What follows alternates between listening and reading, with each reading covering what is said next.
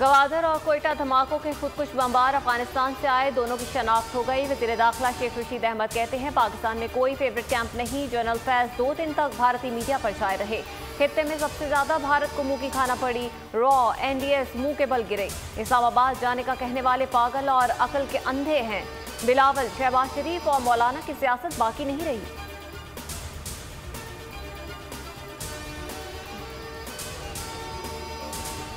शेर के अवाम हमारे भाई हैं, इंतकामी कार्रवाई नहीं होगी, किसी के साथ इम्तियाजी सलूक नहीं किया जाएगा। वादी पंजशेर पर कंट्रोल के बाद ज़बीउल्लाह मुजाहिद का फतह और आम मुआफ़ी का ऐलान।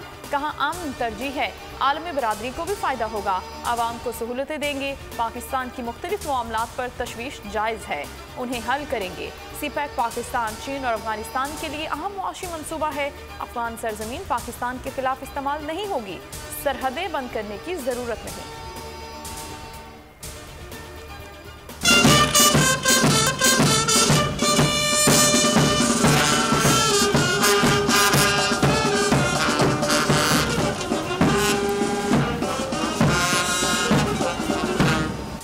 कई गुना बड़ा दुश्मन, कई गुना ज्यादा असलहा, मगर पाकिस्तान की तारीखी फतह। भारत की रुसवाई, 1965 की जंग के शोहदा और गाजियों को कौम का सलाम। यौम दिफा पर मज़ार कायतला गार्ड्स की तब्दीली, पाक फ़ज़ाया के कैडेट्स ने फ़राइज़ संभाले। Corps commander lieutenant general Nadeem Ahmed Anjum ने आर्मी चीफ की जानिब से फूल रखे। फातिहा अखवानी की मरकजी तकरीब GHQ में होगी। तमाम छावनियों में भी खुसूसी तकारीब जारी।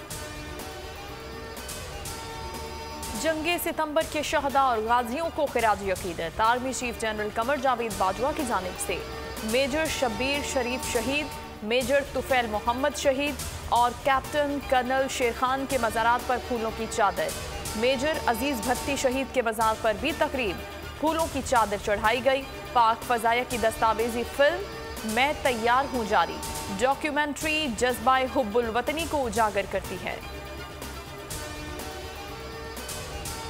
हुकूमत पर हमला करने वाले कानून की बालादस्ती नहीं चाहते। करप्ट सिस्टम की वजह से सरमायाकारी नहीं होती। अरबों डॉलर चोरी करके बाहर बड़े बड़े महल्लात बनाए गए।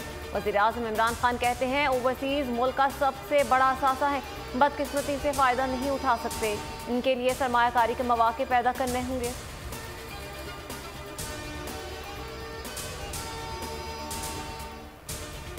इलेक्ट्रॉनिक वोटिंग मशीन में बायोमेट्रिक शनाख्त का कोई निज़ाम नहीं। इलेक्शन कमीशन ने मशीन का जायजा लेने के लिए टेक्निकल कमेटी बना दी।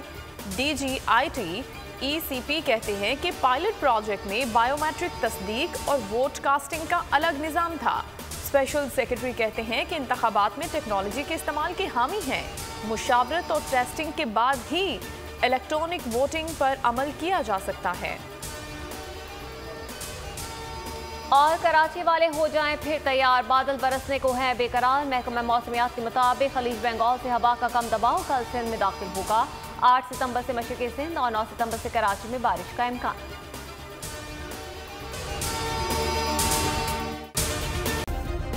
सब्सक्राइब करें और बेल दबाएं ताकि कोई खबर रह न जाए।